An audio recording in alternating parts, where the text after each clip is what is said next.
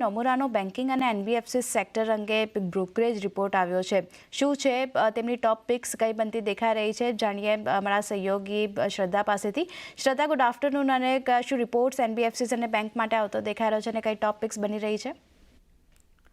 જી, તો આજે Nomura brokerage તરફથી બીએફએસઆઈ સેક્ટર પર રિપોર્ટ આવ્યો છે અને એનબીએફસી પર તેમનું કહેવું છે કે આવનારા સમયમાં એક મોડરેટ ગ્રોથ જોવા મળશે, એટલે કે મીડિયમ ગ્રોથ જોવા મળશે. અને અનસિક્યોર્ડ રિટેલ લોન સેગમેન્ટમાં જે આપણે પાછલા અમુક સમયથી એમાં એક રિસ્ક જોઈ રહ્યા છે, તેમનું માનવું છે કે આવનારા સમયમાં પણ તે રિસ્ક હજુ પણ યથાવત રહેશે.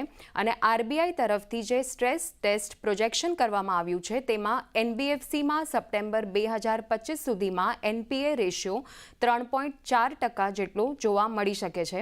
અને હાઈ રિસ્ક સિનેરિયોમાં, એટલે કે હાઈ રિસ્ક જેવી કોઈ સિચ્યુએશન હશે તો તેમાં 6% સુધી પણ જોવા મળી શકે છે.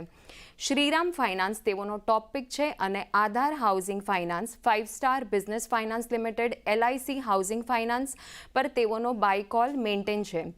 જ્યારે એસબીઆઈ કાર્ડ્સ અને એમએનએમ ફાઇનાન્સ પર તેઓ થોડા નેગેટિવ વ્યૂ ધરાવે છે.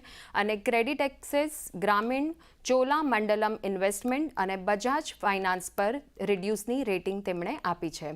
ત્યારબાદ બેંક પરનો જે રિપોર્ટ આવ્યો છે તેના પર નજર કરી લઈએ તો આરબીઆઈ તરફથી જે અનસિક્યોર્ડ રિટેલ લોન સેગમેન્ટમાં જે રિસ્ક દેખાઈ રહ્યું છે તે એમને લાગી રહ્યું છે કે આવનારા સમયમાં પણ તે હજુ પણ યથાવત રહેશે. અને બેંક કે જેમાં મજબૂત ડિપોઝિટ ફ્રેન્ચાઇઝીસ અને મજબૂત રિટેલ અંડરરાઇટિંગ જોવા મળશે. અને સાથે જ અનસિક્યોર્ડ રિટેલ લોન સેગમેન્ટમાં જે બેંક્સનું ઓછું એક્સપોઝર હશે તેવી બેંક્સ પ્રેફર કરવી જોઈએ. ટોપ પિક્સમાં લાર્જ કેપમાં તેમની આઈસીઆઈસીઆઈ બેંક અને એસબીઆઈ બેંક ફેવરેટ પિક્સ છે અને મિડ કેપ સેગમેન્ટમાં તેમની ફેડરલ બેંક તેમની પસંદ છે.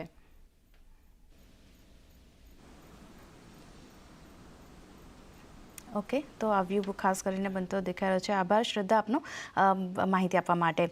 તો એક બેન્કિંગ અને એનબીએફસી સ્પેસ માટે જે રીતે નોમુરાનો રિપોર્ટ આવ્યો છે તે એક ફોકસમાં રાખવાનું રહેશે.